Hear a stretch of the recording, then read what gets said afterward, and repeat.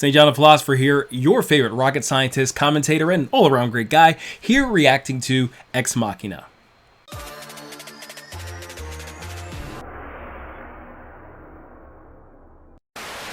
Now, I've seen Ex Machina before, but I'm pretty sure it was on an airplane flight or something because I don't remember that much about it. I was probably coming in and out of sleep. I sleep really well on airplanes. But one thing I do remember is coming away with a generally good feeling about the movie, that I was entertained for what I did see of it, but I can't for the life of me remember anything about it. I don't know if that means it's forgettable or what. I do know when it came out, it didn't really make a big splash. It didn't seem to anyway. Oscar Isaacs is the big name star that I recall, and he was in some major superhero type franchises that I was following at the time. So I noticed this was here, but it is what it is. In any case, with the AI movie Megan coming out this weekend, I thought I would watch a movie in a similar vein this time, and Ex Machina fits the bill. So without further ado, you know what time it is. Let's get to this movie. It's time to watch Ex Machina.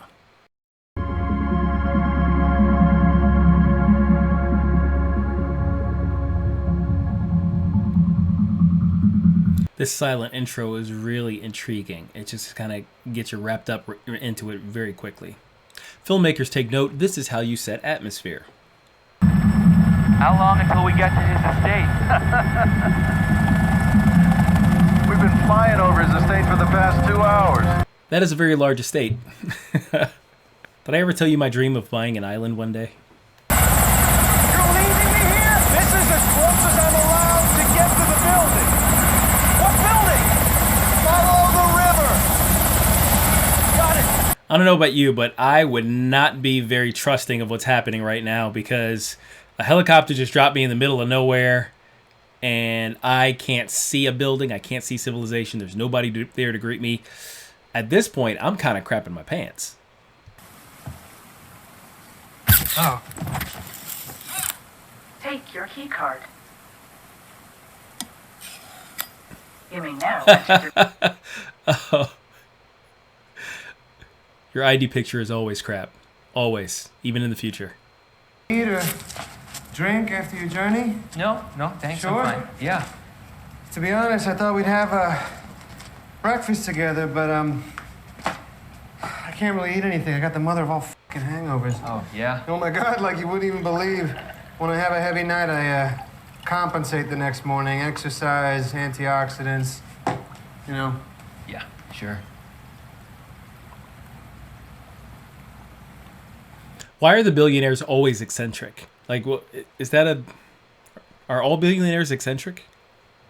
You know, we can spend the next few days just shooting pool, getting drunk together, bonding. And when you discover what you've missed out on in about a year, you're gonna regret it for the rest of your life.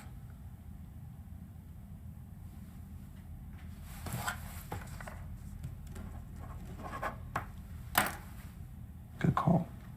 Oscar Isaac manages to make this character both intriguing and creepy and broski and all of it all at once, and I'm very impressed. Are you building an AI? I've already built one. And over the next few days, you're gonna be the human component in the Turing test. Holy sh! Yeah, that's right, Caleb. You got it. What's really interesting is we've been basically having a mass Turing test for a long time on various AI, be it Siri or Cortana or any of these other big companies' AIs, or even the bots that answer your questions in the chat of the websites of your various companies that you interact with. So I'm not even sure what a Turing test really means even today these days, because it's almost become really easy to fake human interaction via text, because it's almost inherently robotic, if you get what I mean. It's weird. I don't know. My brain works weird.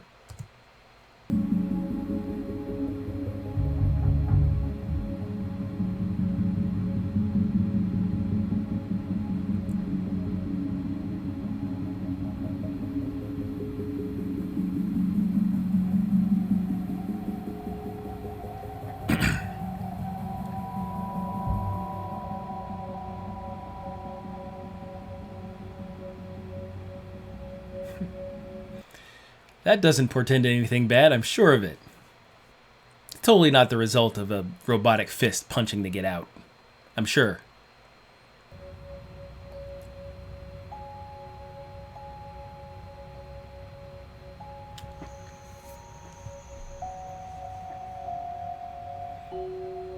Oh, this effect is so cool.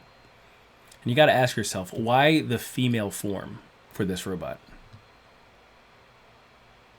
And if you're gonna start with a female form, why do so in such a robotic way with the see-through components and the sort of disembodied head look going on? Just go all the way. When did you learn how to speak, Ava? I always knew how to speak. And that's strange, isn't it? Why? Because language is something that people acquire. Well, some people believe language exists from birth, and what is learned is the ability to attach words and structure to the latent ability. Do you agree with that? I don't know. Will you come back tomorrow, Caleb? Yes.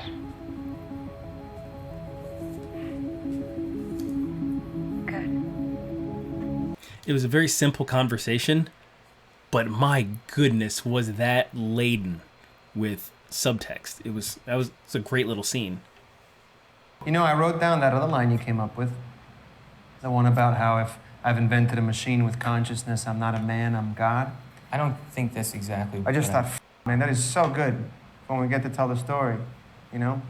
I turned to Caleb, and he looked up at me and he said, "You're not a man, you're God." Yeah, but I didn't say that. There's a little bit of that narcissism coming out again. Methinks that's going to prove problematic. Nothing analytical. Just, how do you feel? I feel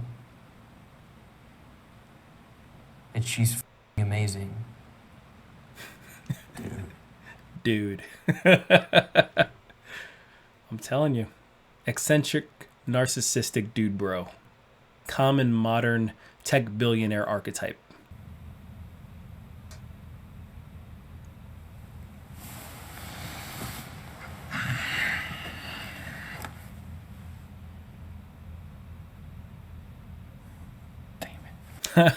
Me, every night.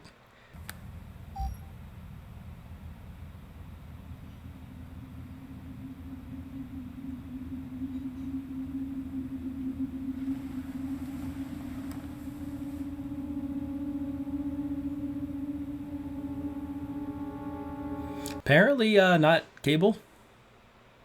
Power cut. Backup power activated.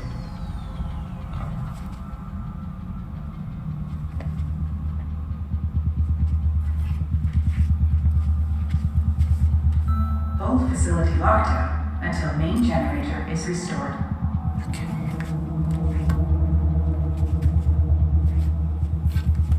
Both facility lockdown until main generator is restored.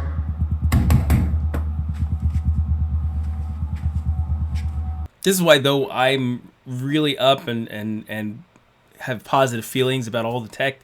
I prefer mechanical locks, mechanical doors, all that good stuff, because I don't want anybody to turn off the power and suddenly trap me. Like that's one of my big fears.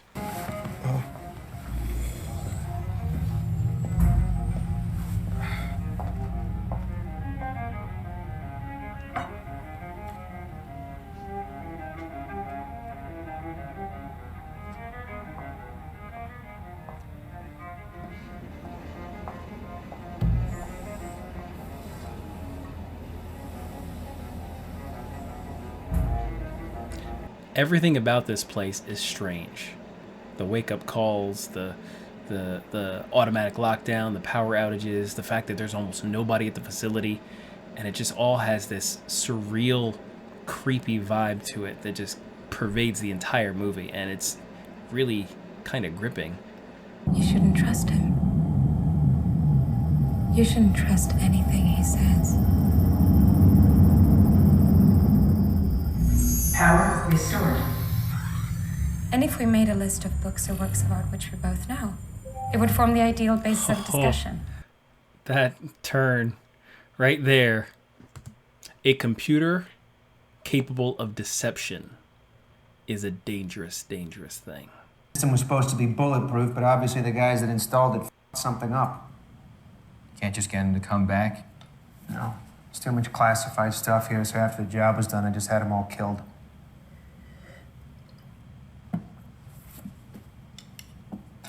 Anyway. Is he joking, though? Is he joking? I mean, I assume you're watching on the CCTV. Sure, but I want to hear your take on it. Yeah, there was one interesting thing that happened with Ava today. He's so nervous. He's nervous all the time. It's perfect juxtaposition to the confidence of Nathan. So what happened?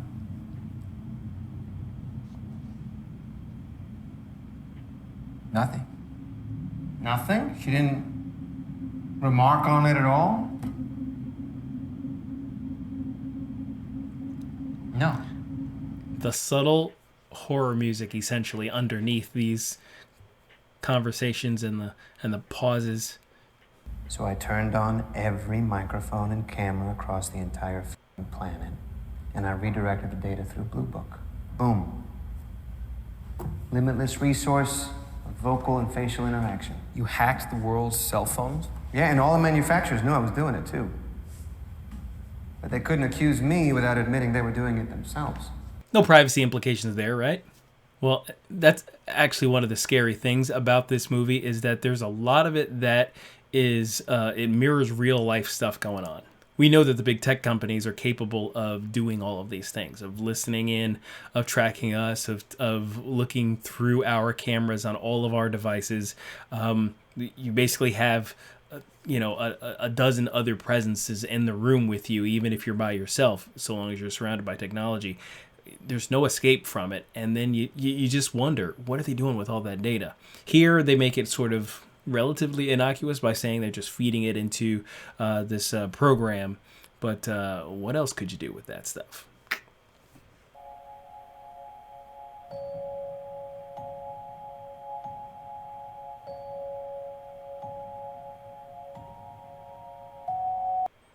The actress who plays Ava is doing this childlike wonder thing that's fascinating. But underneath there seems to be some measure of desperation. This movie is kind of a masterclass in writing and acting, it feels like. Do you think about me when we aren't together? Sometimes at night. I'm wondering if you're watching me on the cameras. And I hope you are. He's not sure how to react. It's very mechanical blinking from the human. It's weird. In between her legs, there's an opening with a concentration of sensors. You engage them in the right way, creates a pleasure response. So, you invented the most advanced sex bot ever. Okay, all right. I didn't win a competition. I wasn't part of a lottery. I was selected. Why me? I needed someone that would ask the right questions. So I did a search and I found the most talented coder in my company. Man. Now, if he's lying, if he's deceiving, that is the best way to dispel it. By using flattery and appealing to ego. And doing so truthfully. It's, again, it's brilliant writing because it puts you on edge. You're not really sure which direction to go.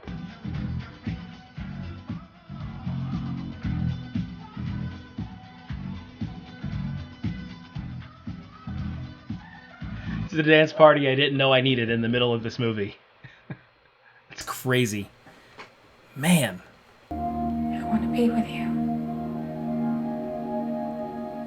Question 5.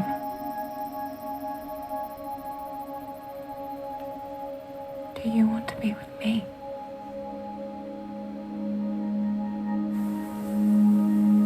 Oh, and we don't get to see the answer. Does he answer? Man, that's a great cut. One of the things about movies like this is that it asks interesting questions and it makes you actually contemplate the answers. It doesn't give you the answers. It doesn't presuppose anything. It asks you open-ended questions, and it lets you stew in it. The sign of a good think piece.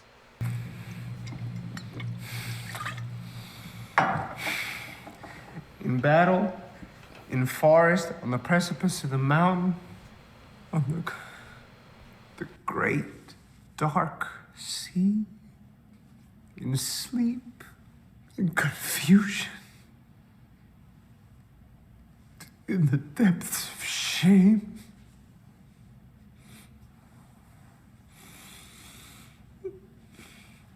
The good deeds a man has done before defend him. The good deeds a man has done before. Good deeds a man has done before. Question for you to answer in the comments section. Is the mad genius trope overplayed? Just a question I have, because I keep seeing the mad geniuses, the eccentric, like I said, the eccentric billionaire dude bros, right? Is that trope played out now? Or should we be moving on from that? Or is it evergreen? Talk about it in the comments.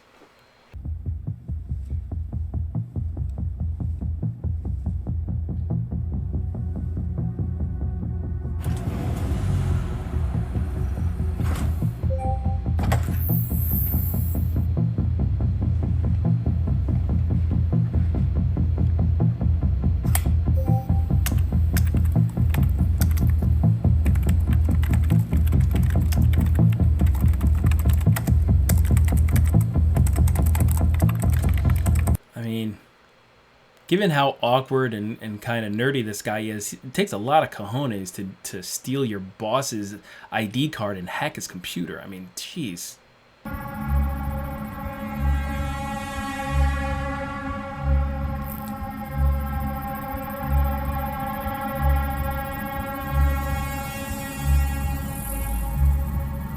Kind of like the Terminator 2 robot reveal to Miles Dyson, isn't it?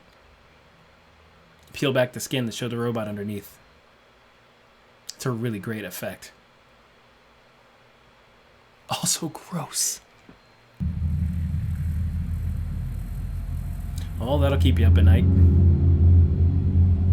Oh my gosh, that's nightmare fuel. Absolutely nightmare fuel. Oh wow. Enough for him to question his own humanity.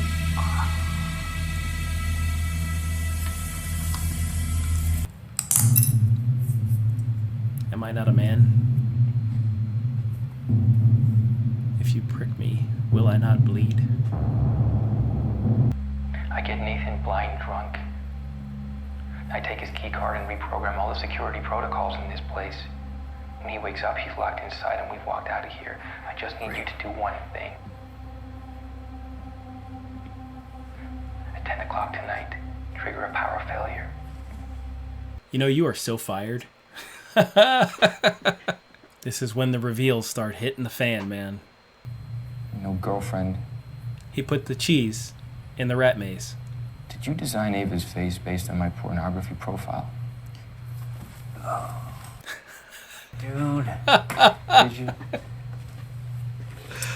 Got him. So you were gonna get me drunk, steal my key card, and reprogram the security protocols, but reprogram them to what? To change the lockdown procedure. So in the event of a power cut, instead of sealing, the door is all opened. Huh. Well, that may have just worked. Well, we'll find out. I already did all those things. Oh, another twist.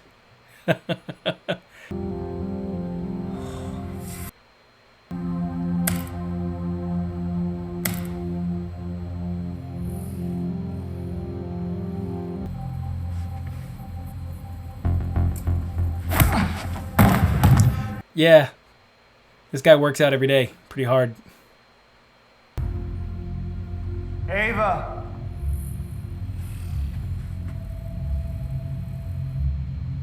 Go back to your room. It's bad, dude. Are you ever gonna let me out? Yes. That's a lie. Stop. Stop. Ava, I said stop. Now's the time to run. Whoa.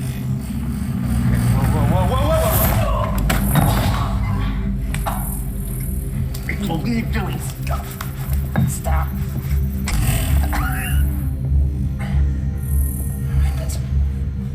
That's enough.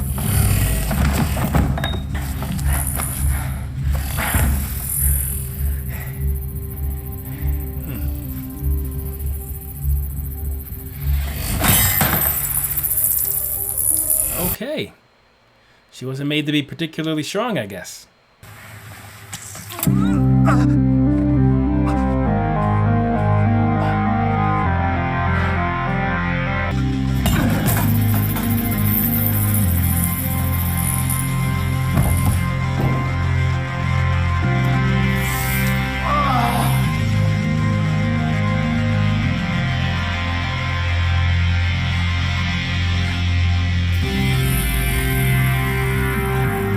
He dead. He gonna die.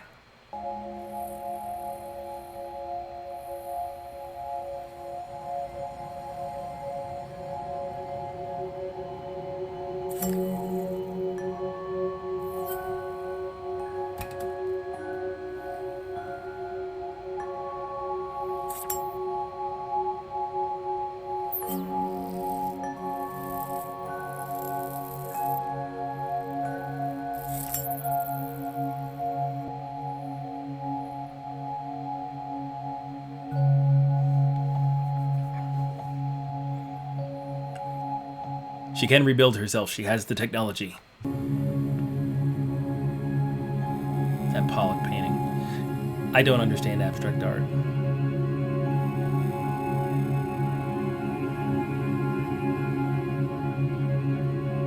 Now she's a real girl.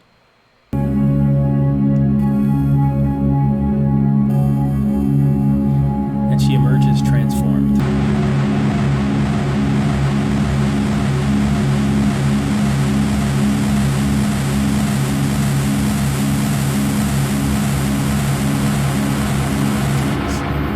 So to answer the question, no, she doesn't actually care about him.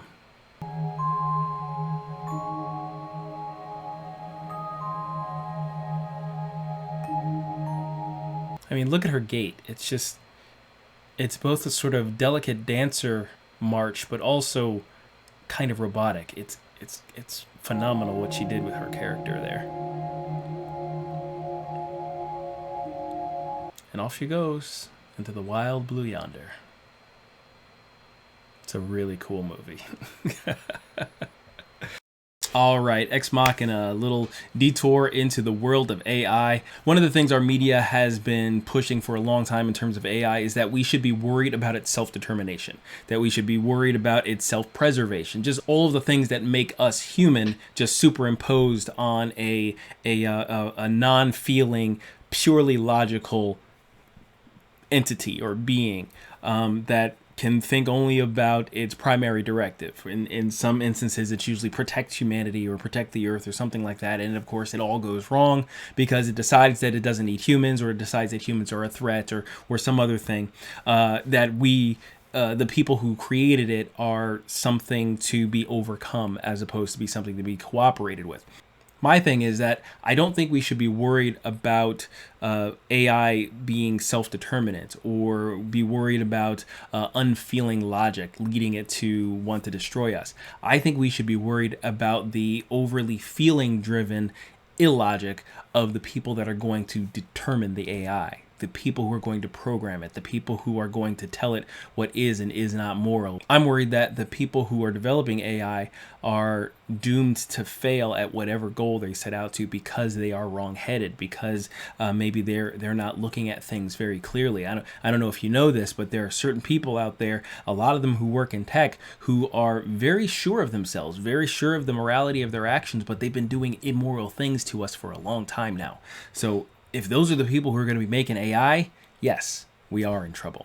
But enough of that. What did you think about Ex Machina? Did you like it? Did you not like it? What do you think about AI as a concept, where do you think we're going with that? Is it a danger? Should we not do it at all? Or is it inevitable? Discuss in the comments. In the meantime, be sure to like, subscribe, and share for more videos just like this one. All right, this is St. John the Philosopher. Goodbye, God bless, and we'll see you in another video.